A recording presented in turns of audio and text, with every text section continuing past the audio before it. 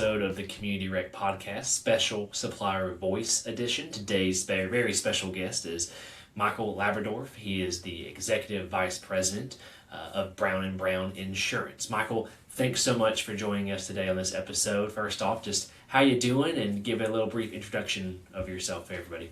Thanks, John. I'm doing very well, thank you. Just a brief background on who I am.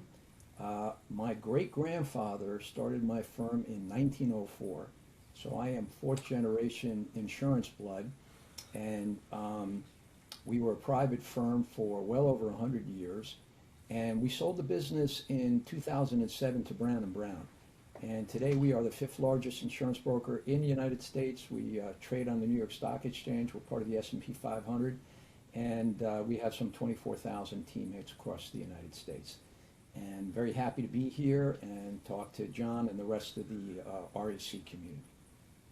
Awesome, terrific. Well, thanks so much for that brief introduction into Brown and Brown, but let's go ahead and dive right into our questions about the community rec industry. Just first off, what's a problem or issue that you've seen on your end of things facing community rec? We have some, and before I start answering this, John has given me in advance the questions that I was to answer, so I spent a lot of time thinking about it and actually writing down my answers. And I want to be sure that I don't miss anything, so please forgive me if I refer to prepared written remarks during this interview. So that's what I'm going to do. And let's repeat the question so I can get right into it.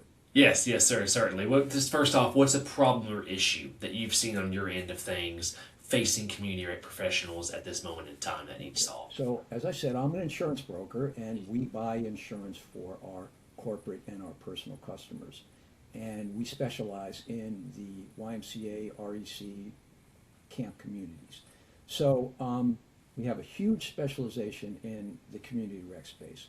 Now, the insurance industry as a whole, as many of you may know, is very cyclical. There are times in what we call a soft market where insurance is very readily available from many insurers, and premiums are generally decreasing. And there are times in a hard market where the reverse is true. Insurers seem to only want to insure low-risk classes of business, and they restrict coverage, terms, conditions, and raise premiums.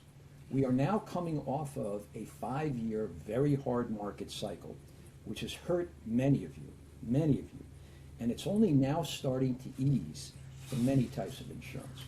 But unfortunately, not for liability, and certainly not for sex abuse liability for community rec professionals.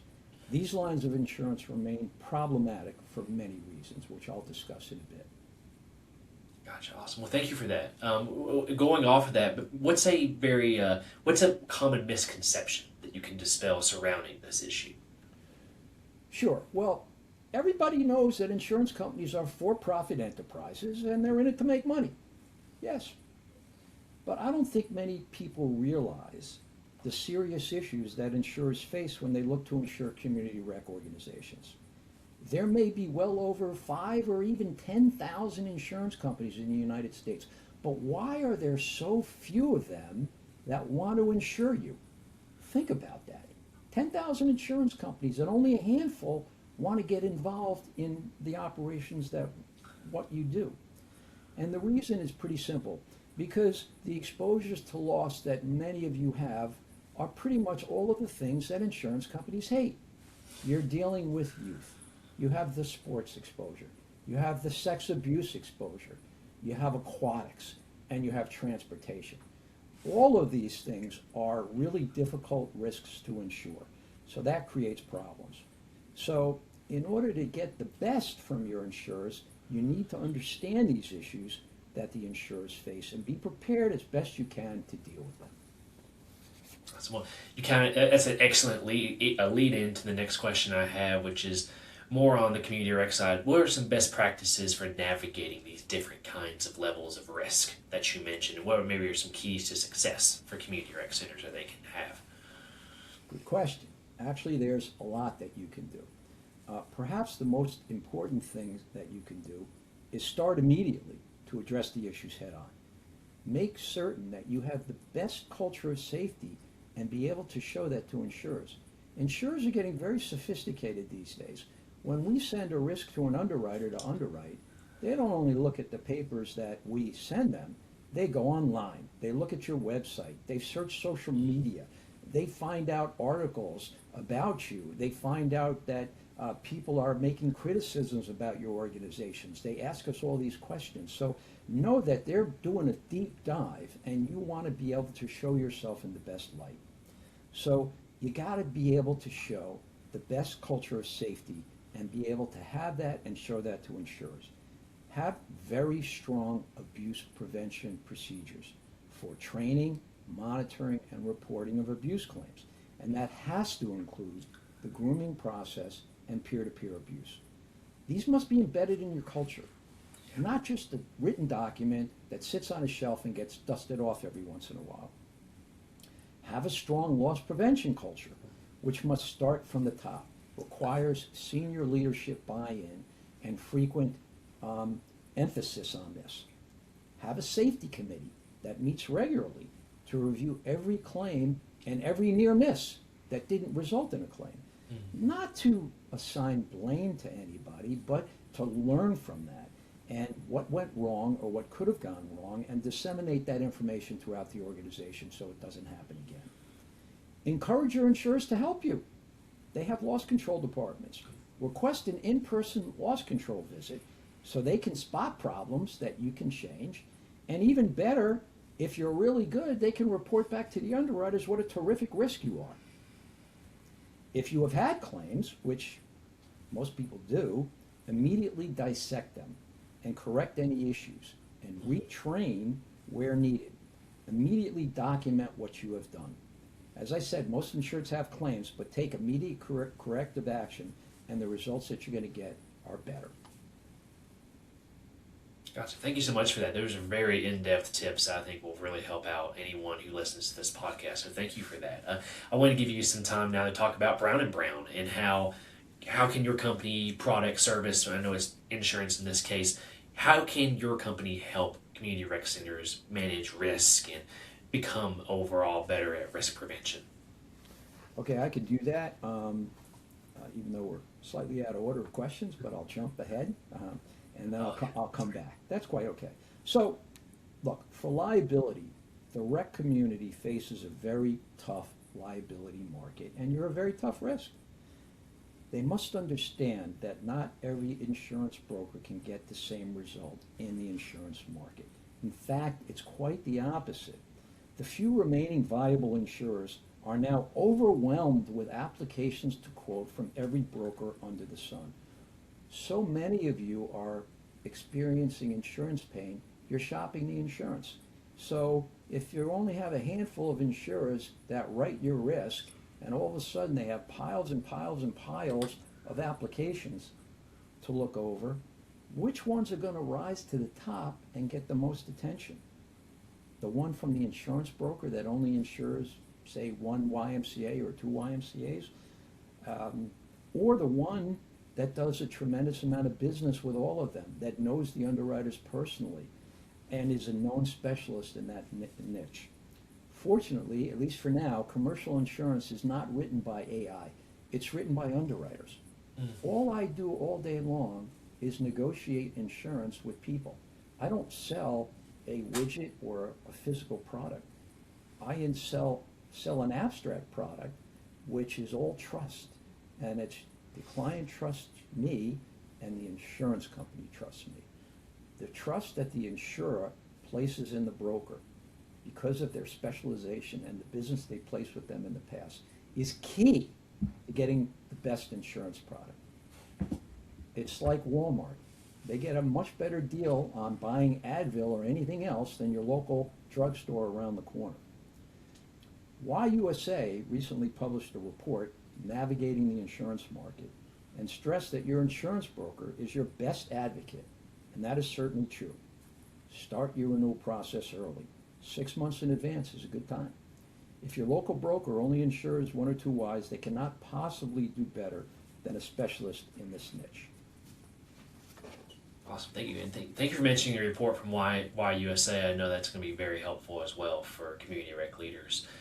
Jumping back into the topic of risk management, what are some of the latest trends that you're seeing amongst the industry when it comes to risk management? Well, to be blunt, it ain't great. Um, the number of paid sex abuse claims across the United States, not just YMCA's or J's or community centers, but any youth-bearing organization, whether you're a school or a religious organization or a daycare center or a ballet studio, whatever, if you're dealing with youth, the number of $10 million plus paid sex abuse claims in the United States has exploded over the last 5 years, and the trends are worse. Over half the states in the country have enacted so-called reviver statutes, or considering enacting reviver statutes that increases the age at which somebody can sue you for sex abuse. In New York and New Jersey, for example, about 5 years ago, these states passed the Child Victims Act, which raised the statute of limitations that someone could sue for sex abuse from age 23 to age 55. So if you have a 7-year-old participating in one of your programs, they have 48 years to sue you. In Maine, they abolished the statute entirely. There's no age limitation. You could be 85 years old and sue somebody for sex abuse. Insurers have such a difficult time pricing insurance that's going to pay for claims in 2 or 3 years. How on earth are they going to price for a sex abuse claim that could be filed in almost 50 years? It's a real problem. Publicity for these kind of claims, abuse claims, has also exploded.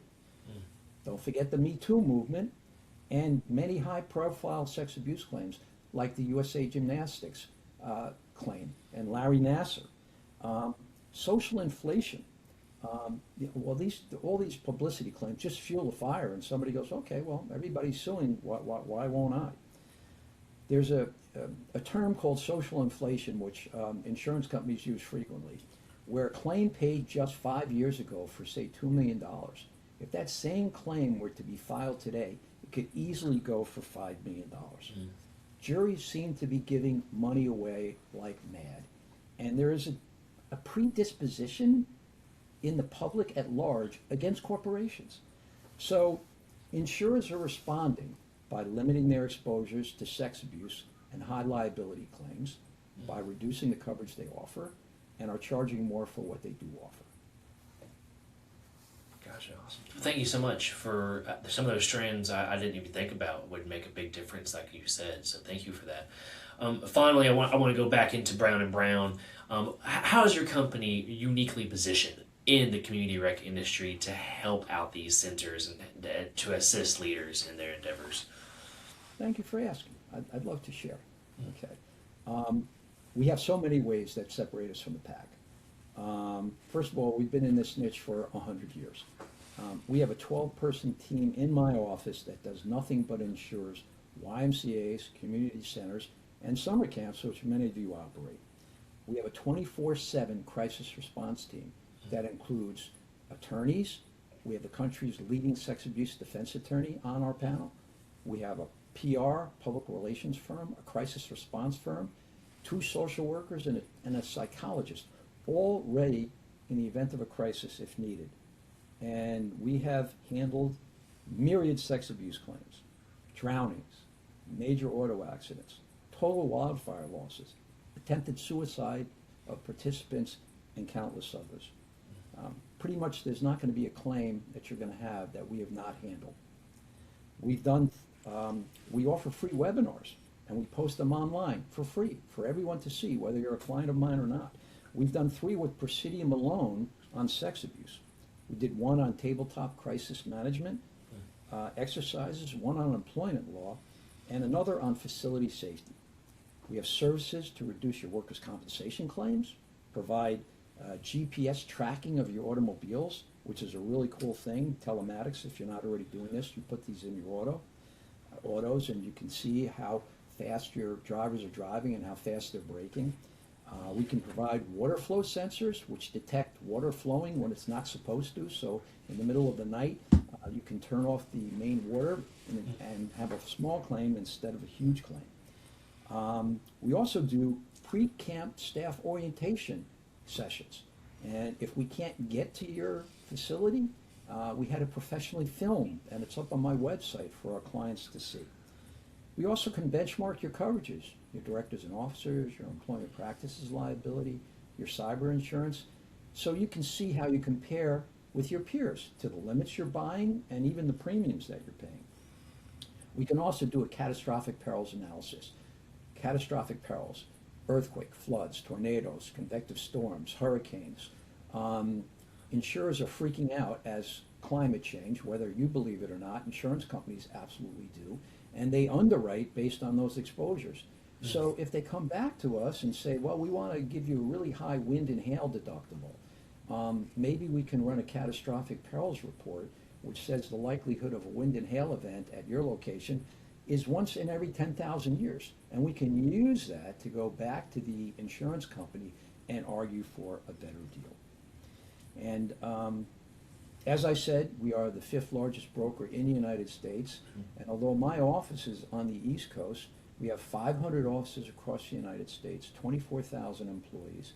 And in today's world, we have rec community organizations from one end of Long Island in Montauk to islands off Puget Sound, off of Seattle. And we can service you wherever you go, very, very easily, and in fact, in most cases, much better than a local broker who does not have our specialization.